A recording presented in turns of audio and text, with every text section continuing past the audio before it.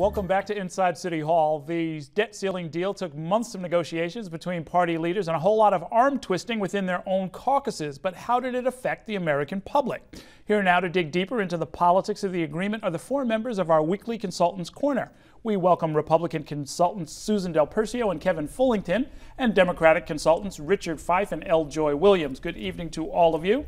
It's never over till it's over, but this thing is pretty much over as far as we know. Let's see who won and who lost. Let's go right to our grades. How do you grade the debt deal, Susan? Well, I gave it an overall C, mostly because they have a deal. I mean, the way it was handled was poor on everyone's side, frankly. But I think it's interesting to ask winners and losers because no one's claiming a victory. No side, the White House, the Senate, the House, no one's claiming a victory. So it's interesting to see who would actually go out there and defend this thing. But I mean, one could argue that the Tea Party members in the House certainly were able to go forward and pursue it, even though most of them aren't voting for it. No one's claiming victory on this. The only the victory that they can claim is that they actually got a deal done. And I think I was the harshest on the panel, and I gave an F to everyone. I think the entire thing from beginning to end was handled poorly. Everyone can take blame. We see the Tea Party, who's not able to, not able to govern. The Republicans are not able to control their own caucus. The Democrats are not able to hold fast and sort of push for, besides getting the cuts that the Republicans wanted, the Democrats in the White House were not able to push back to get to cancel the tax cuts and sort of to raise revenue in different ways. So I think everybody failed in this instance. But it's amazing anyone's voting for it. I know, and yet it's going to pass. Yes, and yet it's going to pass. Before we came in, there was a rep on TV saying he's going to vote for it and then go home and punch himself in the stomach. So no one wants to vote for this, but they recognize that they have to do what's best for the country and not let the country default.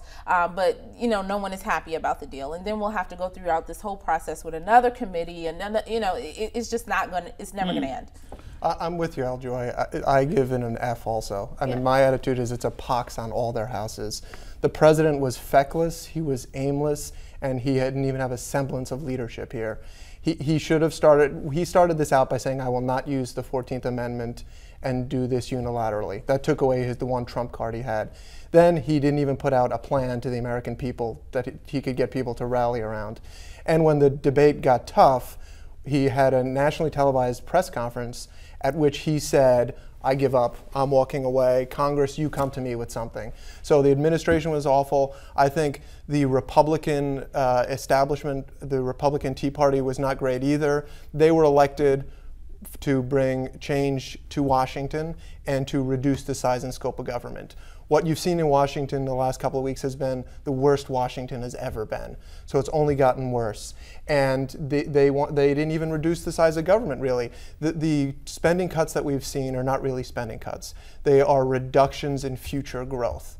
And add into that, we saw no entitlement reform, no real tax reform of any kind, and no budget process reform either. All we got was this big spectacle that further erodes people's confidence in government and in their elected officials. And then now we've got this 12-member commission that is supposed to get together, and they're going to be the ones to come up with cuts. Well, in my view, that's an abdication of the responsibility of our elected officials. They should have sat down and got this done, enacted cuts, enacted substantial change. Instead, they've just kicked it down the road, and it's a pox on all their houses. Well, given that both sides don't like it, it's probably the deal that needed to be made. And given that the Republicans had turned over the process to the Tea Party, who in turn made this a hostage negotiation with a gun to the people's head, President Obama probably did well by getting a deal at all that saved the country from default. And also that at least for the time being, protected Social Security and Medicare that the Republicans wanted to cut. That said, it's not a deal that anybody likes, and that's why I gave it a C. It's a deal that puts politics ahead of prosperity. It's not a growth plan that helps the American people, and it's not one that anybody likes. But the problem is, I think the biggest fallout, though, is something that Kevin touched on, is this is going to be over. The debt ceiling is yesterday's news. People are going to worry about their jobs, a lot of other things. But what they will remember is when the president is up for re-election, his ability to lead. And I think that's where he becomes the biggest loser going forward, just because this does get, when you're running for election, this will get put around his head. Except, Susan, if we were sitting here today and there was no deal, we would I say would still blame we the would say president. we'd So say he it's a blamed either disaster. way. It's a disaster But for if the there was a president. great How can he deal, go forward? if there The was a country's great going deal, into I would economic give him crisis. credit, as I've given the president credit No, for but what then he's But most having done. a people deal wouldn't at give him all credit. has to be a win because no deal was a disaster. But the way he handled it, like Kevin said, when he threw his hands up and said, "Call your congressman," he abdicated every bit of leadership Well, no, I there think was. that's part- I He think said, that's part of "I his can't leadership. do it. Call your congressman because I'm out of this." Now, I think that stays with him, and I think that's the long-term effect of all this, because like I said, people are going to be like, the debt ceiling, whatever, do I have a job? And when the election comes around, it's all of these things combined on the president. The president leads from behind.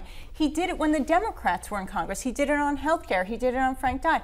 He leads from behind. He abdicates to the Congress, whether it's a Democrat or Republican, and that is going to hurt him. Well, another way to look at that, right, is that he has a whole lot of legislators. He's hired a number of members of Congress, right, including Senator maybe Clinton there's a and dysfunction. Ray LaHood and so forth. Well, no, I mean, but he's getting deals done, at least in the short term, right? I mean, this But is they're not the this deals is the the American critique I'm kind of curious about is what I've heard is that, well, he's playing for short-term advantage. He got his health care deal. He got he avoided default. However, there are larger problems that may come back to haunt him in flank 2012. hates him. And But going forward, and we're going into 2012 elections. What even though the left is deciding now, they're disappointed with the way they disappointed with the Democrats and with the White House that they didn't stick up for the ending the Bush tax cuts and against corporations and all of those things. But what they will remember and what the White House and the campaign will have to remind them is what I said I was going to do.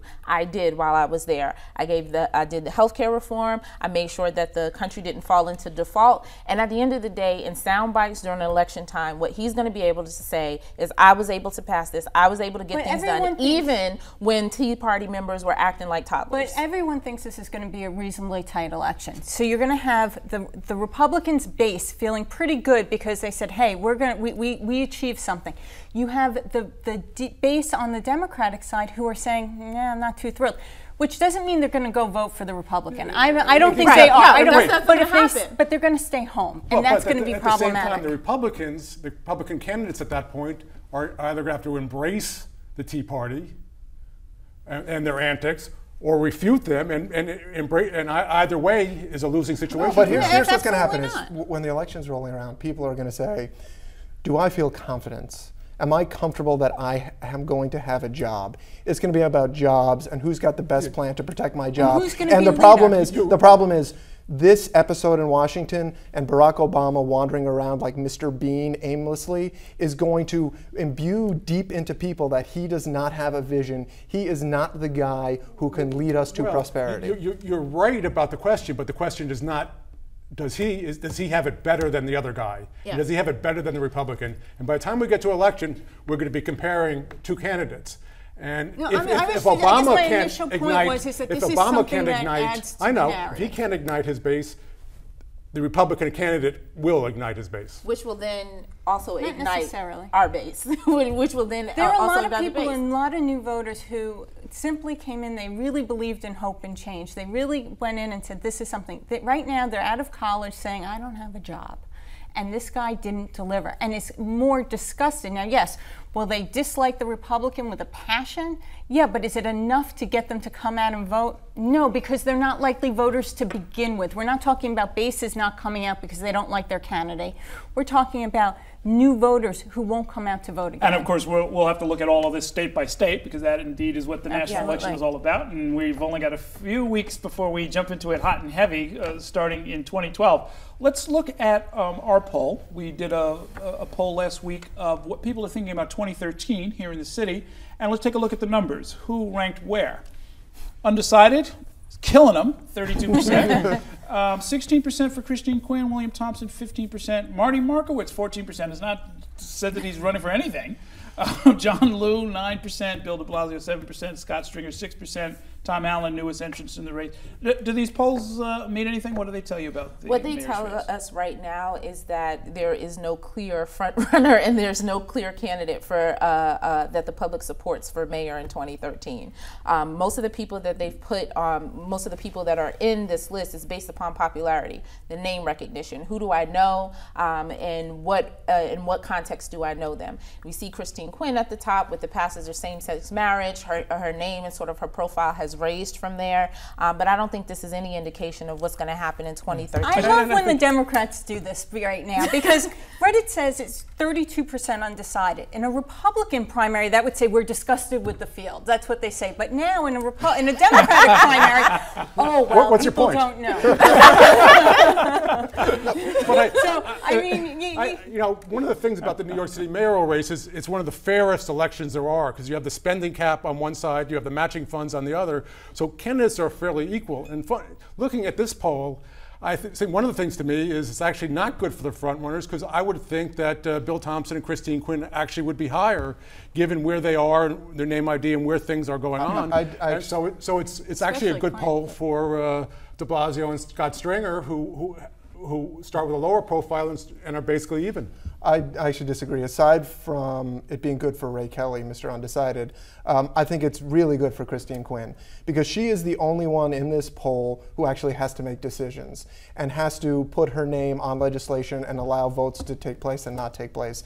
And when Gifford Miller ran, how many years ago it was now, and in this position, he was really far down in the polls, and the media never took him seriously, and he never got any traction. For a Speaker of the City Council who has taken lots of initiatives and advanced lots of things to be leading in the poll and to have made herself the presumptive front runner is huge for her. But still, it's all about the But she's also gotten hit over the years as well and surviving. It's about the narrative. Point. So she, It's about the narrative going forward, and all these stories saying she is the presumptive front runner. That stuff has a way of becoming self-fulfilling in many ways. So there's a long time to go, but it's good news that she is where she is. There's a long way to go from there. We still haven't seen a random rich person emerge to run for office as well. So we don't have a candidate or any of that. I'm a little surprised, I have to say that, of the citywide candidates, that Bill de Blasio and John Liu, who ran fairly high profile, fairly noisy races not that long ago, should be polling in the single digits among Democrats. I was a little surprised by that. I don't know what it means, or if... But I think that's a little, insight. I mean, most people don't know who the city controller is. De Blasio is the public advocate. Mark Green had the same kind of platform, allows you to raise your level a little bit, but I don't think many people remember who the controller is. And frankly, in the end, we don't even know what the field is going to be. You know, you take Marty Markowitz, a well-known Brooklyn person, out, and Bill de Blasio becomes the only Brooklyn candidate. Things change, and I think how the field unfolds will have us much more to do with how this race goes and who has an advantage than what we see in a poll right now. And at the end of the day, I don't think everybody is in, right? At the end of the day, the math is not there for everyone to run, and so for there to be a really clear front runner from there. So I don't think you have both Liu and de Blasio in. And Scott Stringer and Christine Quinn as well, sort of going after the same vote. So it remains to be seen who actually is going in. Everyone's raising money now, but we'll see who's going to actually be in. Okay, we're going to let that be the last word. Thank you all so much for your insights, and we did dodge a bullet on this debt battle, but it's not entirely over yet, so we may have more to talk about. I'm going to take a break right now. I'll be back in a minute with a preview of tomorrow night's program. Stay with us.